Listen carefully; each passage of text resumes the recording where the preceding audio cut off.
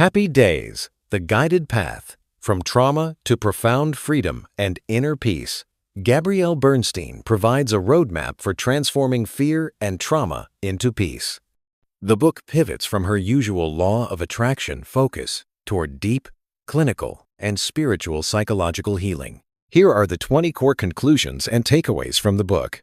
1. Trauma is universal. Trauma isn't just big T events like abuse. It's also little t, trauma repeated patterns of shame, neglect, or feeling unsafe that shape our adult lives. 2. Awareness is the first step. Healing begins when you stop running. Acknowledging that your current anxieties are actually defense mechanisms for past pain is the catalyst for change. 3. The role of protectors. Our bad habits, workaholism, addiction, or people-pleasing are actually protectors. They are parts of us trying to keep us from feeling the pain of original wounds. 4. Befriend your shadow. Instead of judging your coping mechanisms, thank them. They served a purpose when you were younger, but you can now let them know they are safe to stand down. 5. Internal family systems. IFS.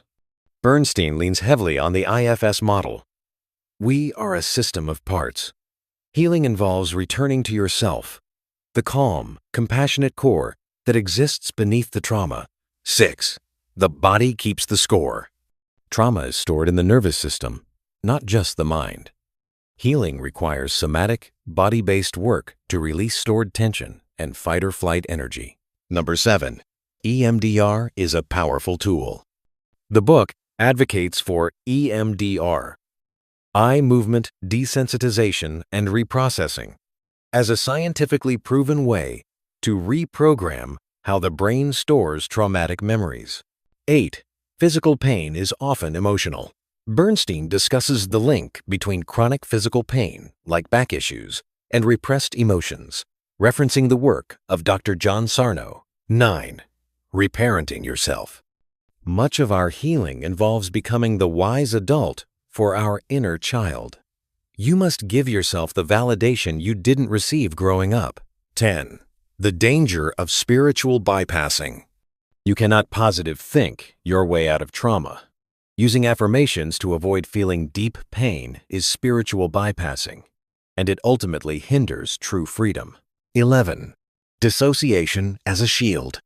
Understanding that checking out or feeling numb is a biological response to feeling overwhelmed, rather than a personal failing. 12. Establishing safety. You cannot heal in a state of high stress. Creating a safe container through therapy, routine, and boundaries is non-negotiable for recovery. 13. Emotional Freedom Technique, EFT. Bernstein encourages using tapping EFT to calm the amygdala and reduce the physiological impact of triggering thoughts. 14. Forgiveness is a result, not a requirement. You don't have to force forgiveness for those who hurt you. Forgiveness often happens naturally as a byproduct of your own inner healing and detachment. 15. The power of optimal stress. Healing isn't about removing all stress. It's about expanding your window of tolerance so you can handle life's ups and downs without spiraling. 16. Compassion over judgment. The moment you replace "what is wrong with me" with "what happened to me," your entire energetic frequency shifts toward healing. 17. The importance of professional support. While self-help is great, deep trauma often requires a witness. Seeking a therapist or a trauma-informed coach is a sign of strength, not weakness. 18. Surrender is active. Surrendering isn't giving up. It's letting go of the need to control the outcome. It's trusting the process of your own unfolding. 19. Joy is your birthright. The goal of the work isn't just to be less sad. The goal is to return to a state of profound freedom, where joy is your natural baseline.